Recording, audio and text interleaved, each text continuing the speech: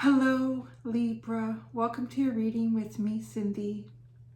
So, Libra, we're going to find out what the hell is your deal, man. So, what we're doing is we're going to look deep inside you. Yeah, you ready? We're going to look who you really are. What is the mask that you wear?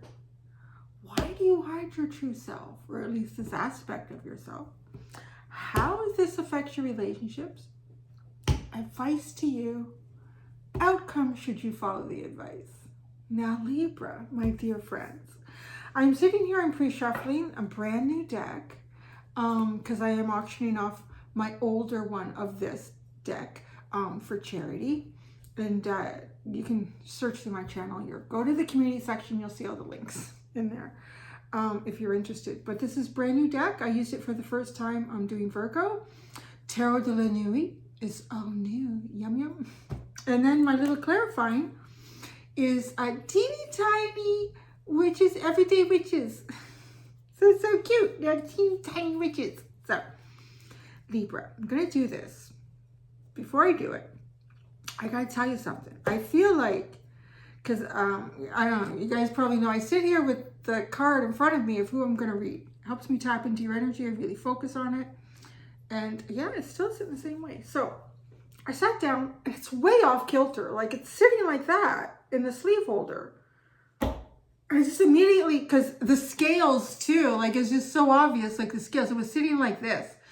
And I want to say, I feel like there's something in your life that you've been putting a lot more into it than other parts of your life. And it's starting to kind of weigh on you.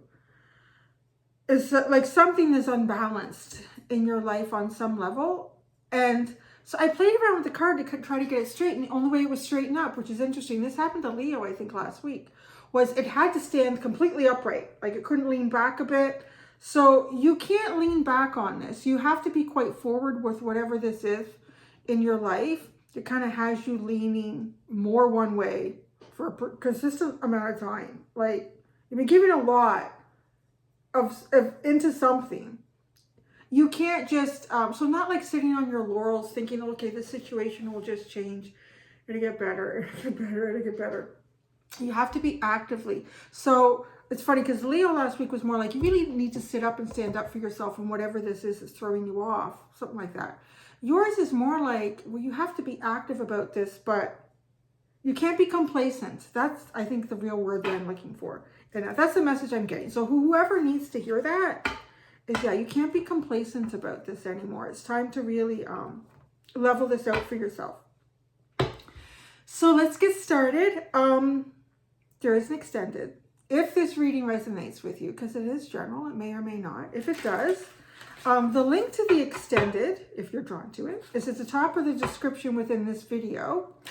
In the extended, I'm going to look at how to improve your relationships, what your deeper self would say about the mask that you wear, and how to release your true potential.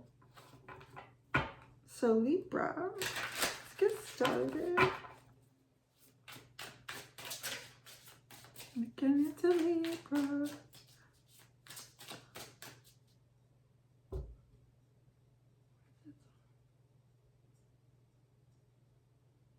What is that song?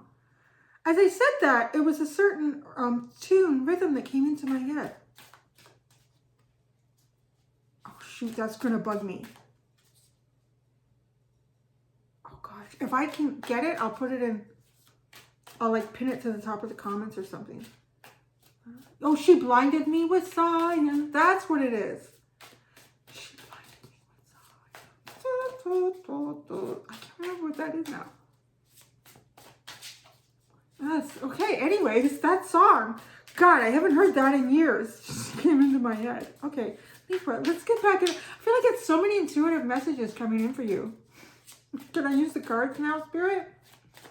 She blinded me with science.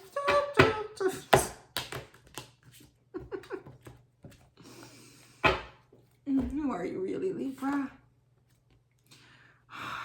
You are 6 of Wands.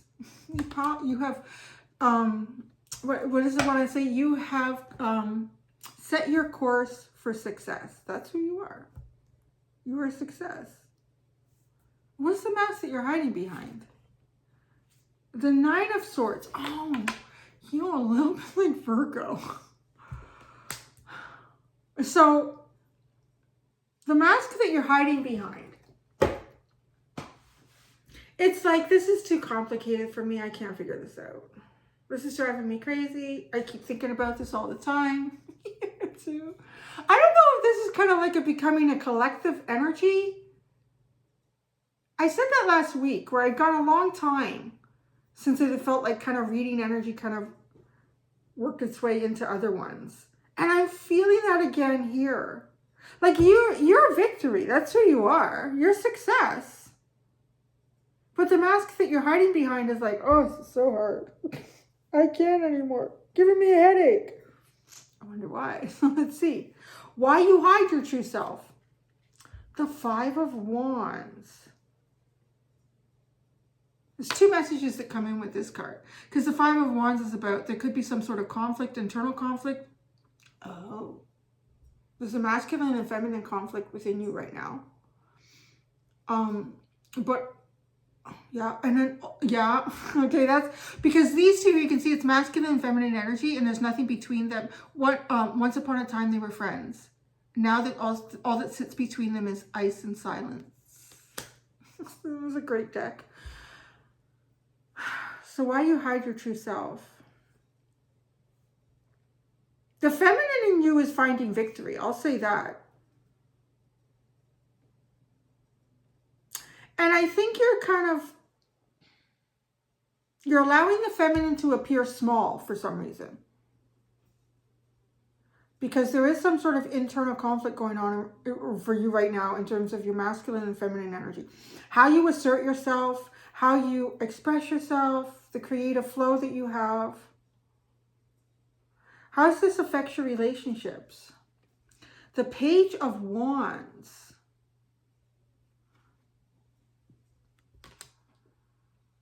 It kind of makes it feel like it affects your relationships by starting from the beginning. By starting from, like, if you're going to communicate with people you haven't talked to in a while, it's almost as if, like, you're meeting them again for the first time. I mean, obviously, you're not going to say, oh, hi, yeah, my name is Sandy. And, no, like, you know each other. But it's kind of like just dipping your toe in. Just dipping your toe in to kind of test the water. And maybe people around you are feeling a bit like that. I think it's spurring up communication.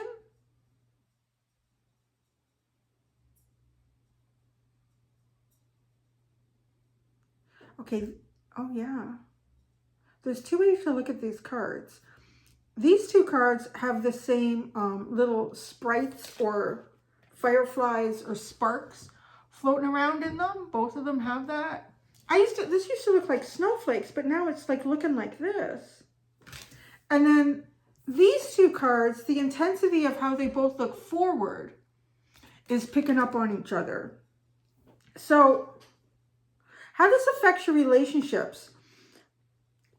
There's a lot of wands here, isn't there? It's all wands except the one sword, which is the mask. You're not really having a problem here.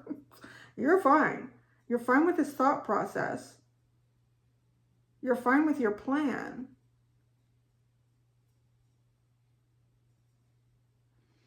I really feel this feminine energy kind of pulling away from the masculine. But actually, she's taking on, because I would find wands to me are very yang. Very masculine. So I do want to say that it is bringing a balance here in your relationships between masculine and feminine. And I think that's how you express yourself and how you're seen, how people express to you and how you see them. But there is a sense of, again, like that chess game that was coming through with Virgo. It was weird, like my hand, I was like chess game. Like, you know, like nervous, shaking. But you're not. I feel like you're like steady. But it's like you're putting on a persona of kind of being like nervous or shaking.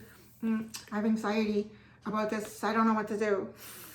But you're not. What's the advice for you?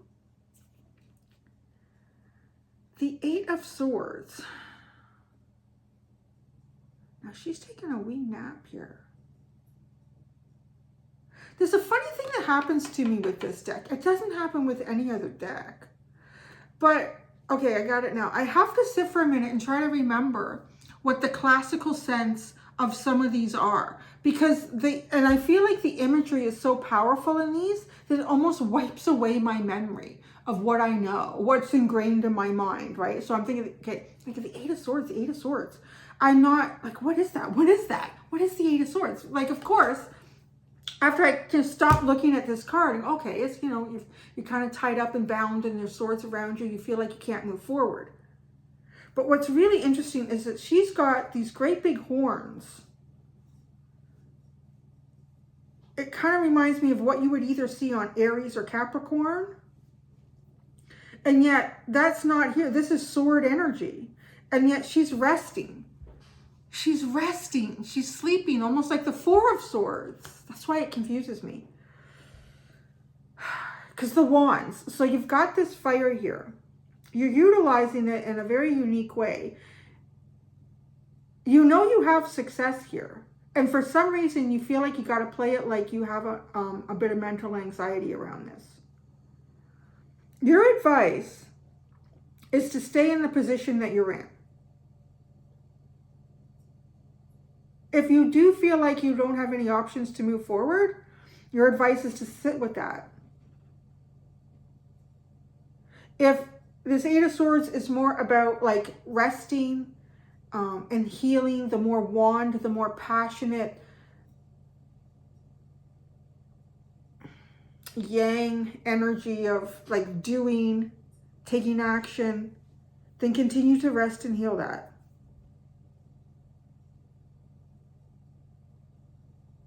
And the way she's laying on this cement slab of time, like it just conjures up a lot of questions for me. Is she sitting on like one of those sundials? Why would there be that in the ground, right? Like telling the time. And if she is, wouldn't there be like a metal or a brass, whatever that part of the sundial, I guess the dial is she impaled herself on time? Have you positioned yourself to not move until something is healed? Or have you become the dial in the sundial? I feel like you're in a point where it's time to ask a lot of questions of yourself. So what is the outcome if you follow the advice? The Ten of Wands. It's like, okay, there's an accumulation of something within you that you're getting ready to purge.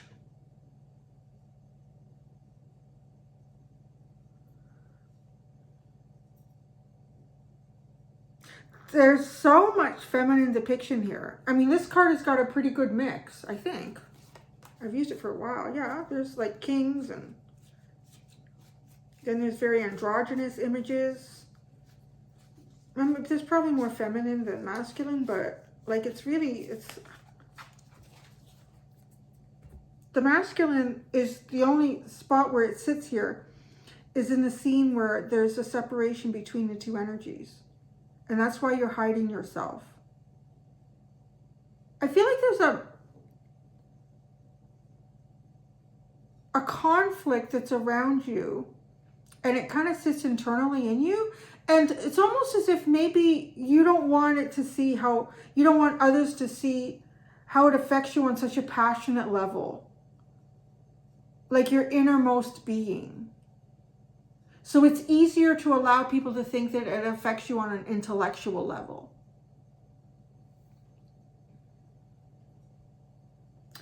And to the horns, I mean, it also has the sense of Capricorn. And like you're resting this passionate part of you. The outcome if you follow this advice is a Ten of Wands. So I think you're going to release this burden. How you do it though, you are a success. So I want to say, if you're continuing on the path that you're on, it can't be wrong. because you're leading yourself to success. The Five of Cups is at the bottom. That's like the siren, right? Like, again, like trapped and not able to move. This mermaid's fin is encased in like dried up seaweed or whatever that is on the rock. And she's watching the ship go away. This is almost like coming to terms with some sort of femininity within you and the desires of that, which is really interesting because I've started a whole new thing with the Dark Lady or Dark Moon Lilith. I don't know why I'm so itchy lately. I think there's a lot of bug bites from when I was away. So I feel like I'm just scratching all the time. I don't have fleas, I swear. Oh, okay, so there's something going on with your inner femininity, but whether you're male or female or non-binary, whatever it is, it's definitely about how receptive you've been to things in the past. And almost too, like this just feels like being so receptive that things are passing you by. Because she's not moving. She's trapped in her mermaid. She's trapped in the concept of being a siren, which is a lure that could defeat masculine, which is a lure that could cause problems. I really think we need the everyday witches to come out and give us some clarity on some of these.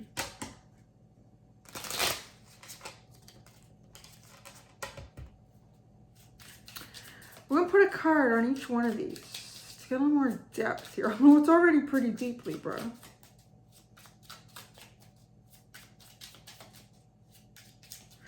I want to say too, oh, sorry, it's this with like, this is like a wedding dress and she's letting it burn. So as a 10 of Wands, it's almost like the burden that one carries. Like this is also sort of like a fairy tale deck. I haven't done a lot of research into exactly which fairy tale sits in every single card. Some of them are obvious to me and then some of them, I don't know. But that's a concept here too of this, the role of the feminine, either your role as a feminine being or the femininity within you and how you express that and how you carry that through life is allowing that to burn and to purge.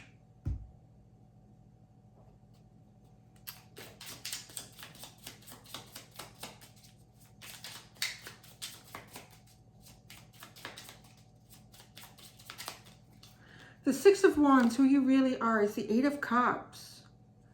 Ooh. You will get victory at almost any cost.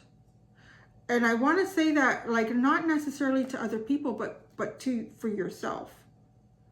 You're not afraid to walk away from most things. These are things that you could have already invested quite a bit of yourself into. It takes a very strong person to do that. Yeah. You're not afraid to walk away and start all over again.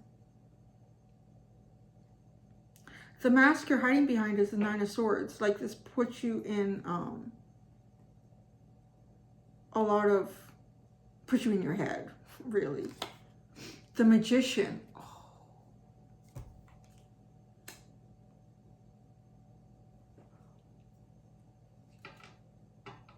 So you're kind of manifesting because you're manifesting, but doing it behind the curtain. And the curtain that you hide behind is the persona of like a mental anxiety. Let them think that. Because it feels like for your success, what you walk away more from than anything is emotional investment. Now, maybe at some point there was mental anxiety about this, but it's a mask, or at least right now. And you're in the process of manifesting. And it feels like part of the process of manifesting is being a little bit mysterious with the Magician too. It's coming up with new ways to utilize different elements in the manifestation process. You're utilizing swords. I do want to say that because the Magician too is like Gemini energy, Mercury. So it's air energy. You're using an element. You're hiding behind an element that you sit quite naturally in. But you're actually not engaging in that element the way people think you are.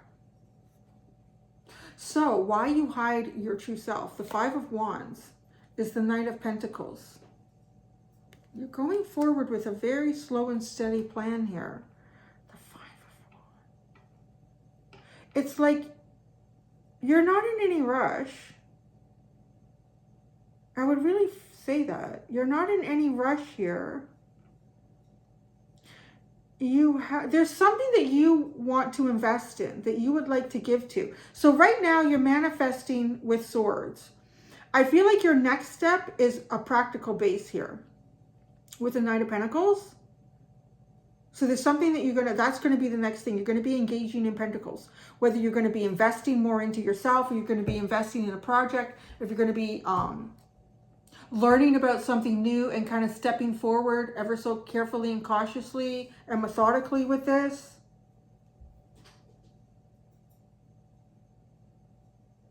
The Page of Wands is how this affects your relationships. The Ace of Wands. Oh, look at this. And that's like the continuation of this manifestation.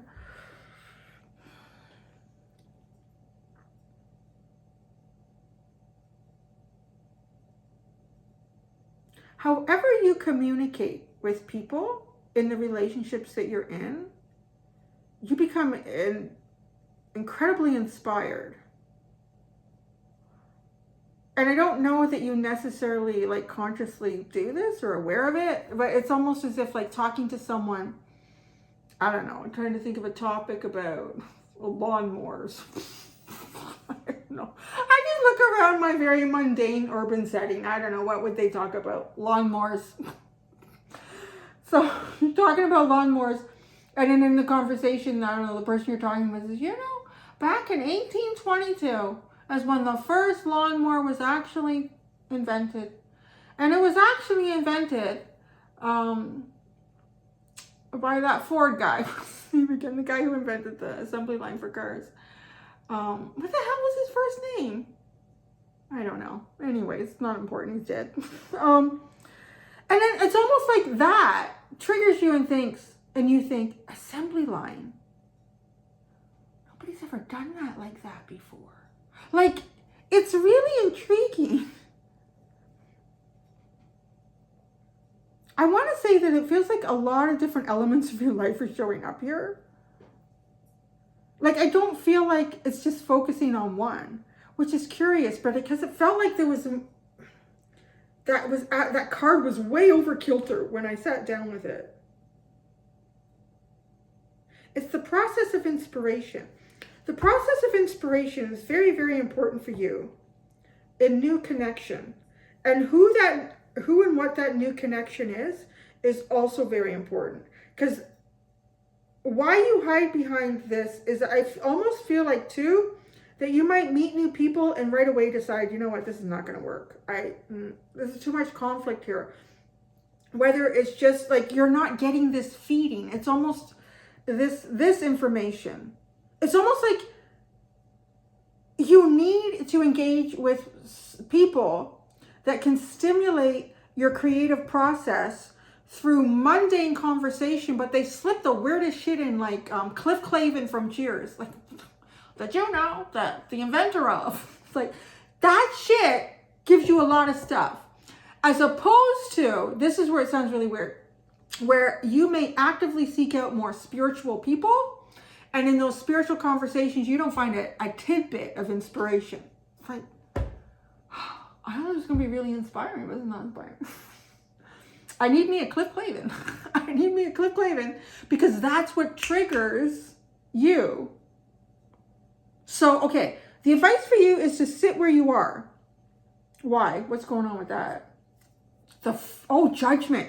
Okay, I was feeling like, okay, there's judgment for your advice with the Eight of Swords. Hang tight. It's all in the timing. There's like something that's going to be reborn here for you, whether I don't think you're supposed to actively go looking for something new. Like if you're looking for something new to bring you success, you're already on the path of success here.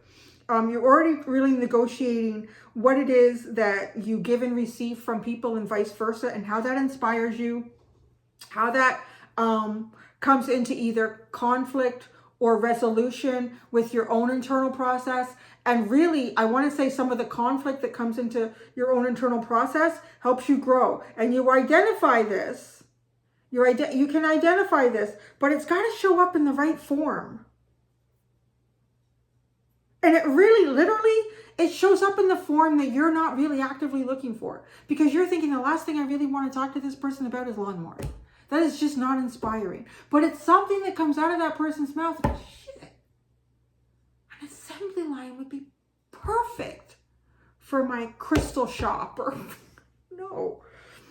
There's something coming to you. You're going to have a chance here. There's going to be something. Maybe it's music inspired. It's very creative. It's very Pied Piper.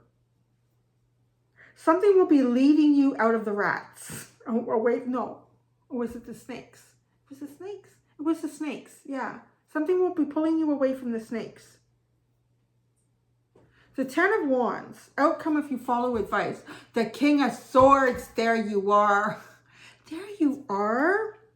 Dropping this heavy burden about how you see yourself or how the world has projected you to be.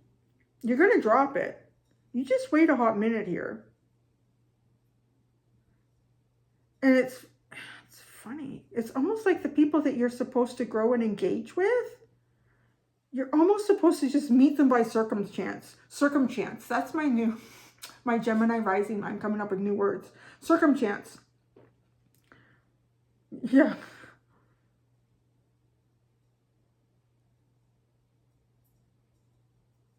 It's sort of like your destined path. Why is this Five of Cups? I want to look at that. Oh, the Chariot, right? Do you go left or you go right? Literally like almost like, I feel like almost looking at a map or sitting at a train station. Should I go east or should I go west? You just hang on a second. Somebody's about to tell you. The Five of Cups. The Five of Cups. The underline. Look at this. The Seven of Wands. And the Two of Wands. Yeah, you know what? I kind of feel like, yo, that's why. Okay, like the Seven of Wands and the Two of Wands. Why it feels like you kind of tied down and opportunities got to go away, because it almost like makes you feel like toxic with this, like being called out as a siren. And I feel like because when you actively seek out that which is what you are looking for, you find something that is so similar to you, but yet so polarized that you can't grow from it. You literally have to find something that's almost like you, but if somebody had taken you and put you in a really mundane situation, those people have the same kind of inspiring thought process than you, but they're really grounded in earth. That's how I would describe them, you know, like being interested in lawnmowers. Did you know? Yeah, I noticed your lawnmower there. It's not cutting the grass so sharp. But did you know who invented the assembly line lawnmower? Because when you engage in conversation or looking for inspiration within people that are similar to you, and it leaves you defensive and wanting more. It's almost like, well, I already know that. Well, what do we have to talk about? Or their idea on it is just so opposite of yours, but their belief is just as strong as yours that you can't meet and grow anything from the conversation. Of course, if you're going to talk to someone who only is interested in how green his lawn is and how short the grass can be maintained without burning, and how many times you should fertilize it a month, your concepts are going to be real damn interesting. And you'll be surprised what you can grow there, is what I'm getting. That's such a fascinating reading. So you have the Seven of Pentacles and the Eight of Pentacles and the Four of Pentacles there. See, this is what you need. This is what you need, something that's very mundane and practical. That you can put new ingredients into what it is that you create in life. And these people probably don't travel much with the Four of Pentacles. Like they probably don't get around much. They probably don't know much about worldly things. But you exploring yourself through other people that are not so worldly, like when you're teaching something, if you can. So I found this when I started teaching art. Like I thought I knew a lot about art, and so particularly until I started teaching kindergarten kids. I'm like, oh, shit, I don't know anything. Okay, let's sit down and let's start from square one. I don't know anything.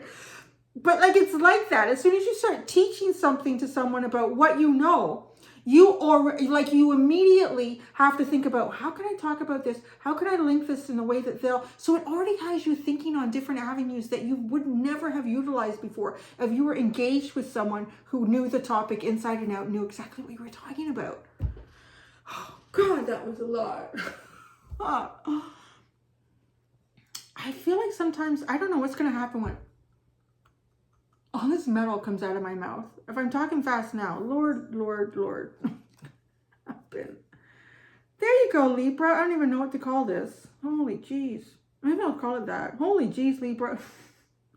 This is such an intricate way of growing within yourself. So amazing. So I'm going to go do the extended. Till next time. Be gentle with yourself, Libra. Bye.